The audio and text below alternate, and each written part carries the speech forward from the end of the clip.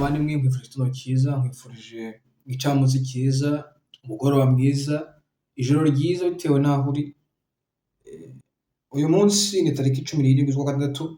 Ijambo ry'umunsi riboneka mu gitabo cya Yobu igice cya 42 umurongo wa mbere n'umurongo wa kabiri. Handitse ngo maze yibasubiza Uwiteka ati nzi yuko ushobora byose kandi nta kibasha kurogoya imigambi yawe yose.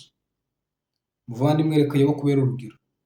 Nubwo yanyuze mu bikomeye, nubwo yageragejwe, ariko yashikamye ku Uwiteka amunambaho. Kandi uko tubizi umugambi w'Imana ku buzima bwe nta cyawutambitse imbere, warasohoye.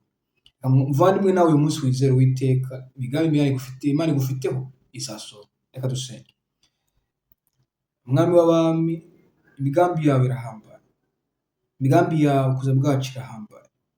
Ni wowe utureba twebwe abanyantege nke, twebwe abaciriritse, ukatubona abantu bakomeye. Ni wowe wabonye Yobu umara kugira mu bibazo, umucira inzira Mana abivamo, uramukomeza kugira ngo ntakwihakane mu gihe cy'ibibazo, arashikama.